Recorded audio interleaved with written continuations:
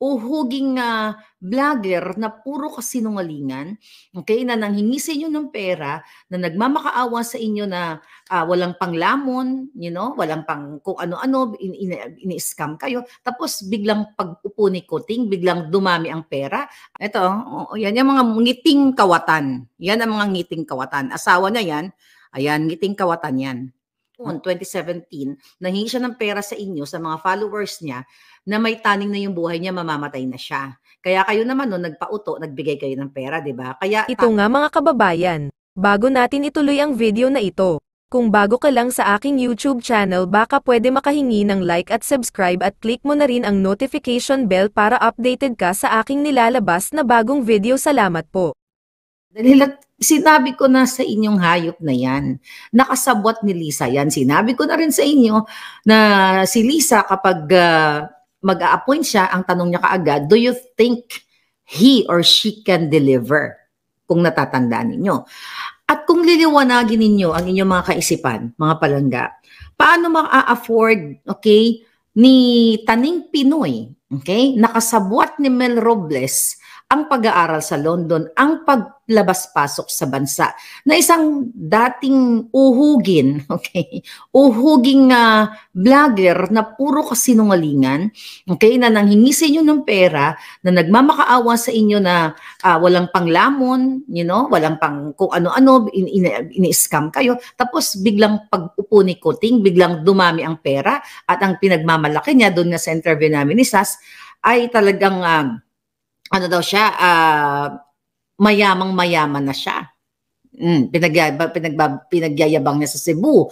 At nakikita nyo naman yung show off nila. So, lingid sa inyong kaalaman, may mga kausap ako na mga actually kakilala nitong Robles na to na sinisend nila sa akin yung mga activities ng kanyang asawa at ni Robles. Ito yung pinakita ko sa inyo, di ba? Ito recently lang. Ito, yung pangalan ng asawa ni Sherwill, na pinagmamalaki yung mga tingnan nyo, magsimula sa paa, Chanel, Prada, saan saan sila kumuha ng pera? Ayan yung asawa ni Robles, binakita ko na yan, ayan. Magmula sa paa, ay ninakaw yan sa pera ng bayan, ayan. Prada, Chanel, ayan yung mga sinisend to sa akin ng mga mismong ka-close nila. Iba dito, kamag-anak pa nila. Ito pa, ito yung sa Beverly Hills na sinasabi ko sa'yo, na nagsistroll sa Rodeo Drive o paiba-iba ng outfit. YSL, hindi ko alam ano bang brand ng sapatos nang yan. For sure, branded. Hindi ako magaling sa designer. But anyway, ito yung pagpapakita na sabi ko nga, bawat butil ng nilalamon nila ay ninanakaw nila sa pera ng bayan, sa pera ng mga mananaya sa loto. Ito pa, may papakita lang ako sa inyo. Ito actually, July 24 pa to, conversation ko to sa kakilala nila. Okay, sinend sa akin, SONA ito July 2023, last year. Ito, ang sabi ko dyan, okay, ayan, sinend sa akin. Ayan, ng mga pictures, ayan Monday, July 24. Ayan, sinesend sa akin. So, ang sagot ko nga dyan, sabi ko, bawat sinulid yung suot ay galing sa pera ng bayan. So, may mga nagmo-monitor sa kanila, mga palangga, na even people na kakilala nila, na nakakaalam ng buhay nila na wala namang pera noon, dugyutin noon, yumaman na ngayon dahil sa pera ng bayan. Walang problema kung dati kang uhugin. Okay, nung bata tayo, naging uhugin din. Well, for the heck. Lagi na ako nagpupunta sa sipon. But, nung bata tayo, kung mahirap man tayo, tas yumaman tayo sa malinis na pamamaraan, walang problema. Yun ay kahanghanga. Pero ito, even yung kapitbahay nila dati sa Frisco, ni Mel Robles, sinasabi sa akin na naglilimahi din yung mga yan. Tapos, di ba, nadikit sa isang religious group, doon natutong magkaroon ng mga connect-connect, mag-connect-connect sa mga pagnanakaw. So hanggang ngayon, na-connect na siya kay Lisa. Actually, ito pa mga sinensend sa akin. Yan yung mga ngiting kawatan. Yan ang mga ngiting kawatan. Asawa na yan, ayan, ngiting kawatan yan. Okay? I think that was, okay. Ito pa. Ito yung bahay nila. I think this is the bahay. Ayan, Di ba sinabi ko rin sa inyo na 2022 ay nagpatayo na ng multimilyong bahay si Robles. Tingnan natin. Tawag na to, may bata. Okay. So ngayon, eto si Taning. Oh, yan yata nanalo.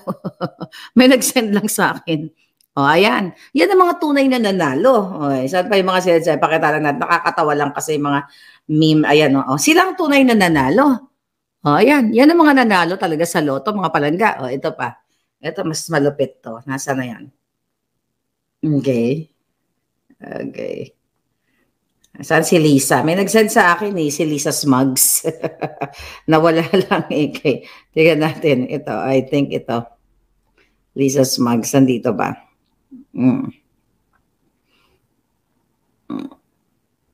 Sa dami na nagsisend sa akin ng mga picture. Anyway, ayan, hindi ko makita si Lisa Smugs. I think na send ko pala yun sa na post natin sa Maharlika Network. Oy, by the way ha, mag-follow kayo sa aking Maharlika Network.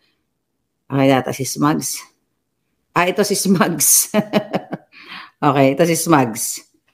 Ayan, si Smugs. O, ayan, o. Yan mga tunay na nanalo, mga hitad. Anyway, actually, nakakatawa to eh. Nakakagalit. O, sa mga hindi pa nakafollow sa Maharlika Network, o go na po kayo, 9.7 na tayo, 300 na lang, 10K na tayo. So, ayan. Ngayon, mga palangga. So, anong ginagawa ngayon ni Kuting? Well, bago tayo pumunta kay Kuting, 2022 pa lang, nung nagkaroon ng 433 katao, ako ang, maybe kayo o ako, ang isa sa mga nagsabi na pang Guinness Book of Record, okay, World Record, itong ginawa ng PCSO sa pagpapanalo ng 433 winners. Sabi ko nga kung inimbestigahan yan noon pa, dapat hindi na, okay, hindi na dumating dito sa point na to na ang dami pang nagpanalo sila ng sunod-sunod na ayon nga doon sa hearing na sinasabi ni Tulfo, mga kamag-anak o connected sa kanila. I-share lang natin to uli sa inyo para lang i-stop natin to. Stop sharing. Okay, so ito si Amy Marcos. My statement, I think this was today. Okay? Amy Marcos. All right. Ito.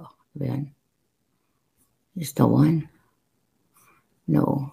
Okay. Marcos. Post. Wag to. Okay, mga palangga. Ayan. Ito yata yan. Ayan. I know, not the one. This one. Ito, Amy. Okay. So, yan. Galing sa politiko. Okay, politiko. Ano sinasabi ng politiko dyan, palangga? Senator Amy Marcos thinks the Philippines could set a world record for having the most number of lottery winners, with 43 reportedly hitting the jackpot in 6 months. Anong date to? Tignan natin. So, dated, the article of Politico ay January 19, 2024. Kailangan ng malaman ng Guinness ito. I'm shocked. There's a lotto winner almost every day. Nagtaka lang ako, bakit ngayon lang na-shock si Senator Amy? 2022 pa nangyari itong 433 na nanalo for 6 months nga ni Kuting. O, anong sabi niya dyan?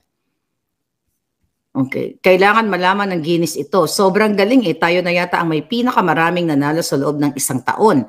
Di malaman kung matatawa ka, maiinis ka o matatakot ka. First 6 months, 433 na ang nanalo sa isang lotto draw na multiple of 9 pa ang lumabas. Ngayon halos araw-araw. Alright? PCO General Mad told senators during a hearing, alam nyo na yan. Okay, hanggang doon na lang. Bakit ko to pinapakita sa inyo, mga panangga? Okay? Pinapakita ko to sa inyo na yung ating mga senador, katulad ni Senator Jaime Marcos, ngayon lang umaalma, di ba? Ako umaalma na ako, the moment pa lang actually na inupo pa si Mel Robles, ay umaalma na ako. At saka 2022, umaalma na tayong lahat na nandito sa channel ko na dapat imbestigahan yung 433 lotto winners. So, kailangan pa dumating dito na talagang uubusin na nila ang pera ng mga mananaya, pera ng bayan na supposedly mapupunta sa mga health services, livelihood programs, educational programs para sa mga bata, para sa ating, sa ating mga mamamayan. Ngayon lang. Ako unang-una ng kuda dito eh. Kailangan pa bang ubusin nila mga buwakan ng ina nila? At dapat, sabi ko nga kagabi, since hindi man lang nag-deny si Robles nang sinabi ni Tulfo na katropa niya ang mga nanalo, kaya nga nag-initiate siya ng what do you call it, executive session na hindi natin alam kung ano na ang latest sa executive session. Hinanap ko, pinuntahan ko yung Tulfo page, pinuntahan ko yung mga balita. Wala man lang isa na nag-a-update kung ano na ang nangyari sa executive session. Kahapon pa yun, nakatulog na ako ng bonggang-bongga, nag-beauty rest na ako, nakapagtrabaho na ako. Ngayon, ito kumukuda na naman ako. Wala pa ring update. So, mga palangga, ang pwede mangyari dyan, dun sa executive session, pwede talaga kausapin ni Lisa Ahas Araneta Smugs si Tulfo at yung mga senador na yon. So bagay lahat halos ng mga senador na doon wala na kasi mga credibility. Yun ang problema sa atin.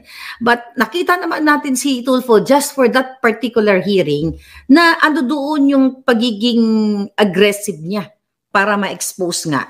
Actually, strong ano yun strong statement yung sinabi ni Tulfo na gusto niyang yung binrot out niya, nakatropa ni Robles, ang nanalo dun sa latest ni 698 million na namuhunan ng 30 million pesos para magpanalo, maipanalo nila. Yeah. So, wala siyang reaction dun.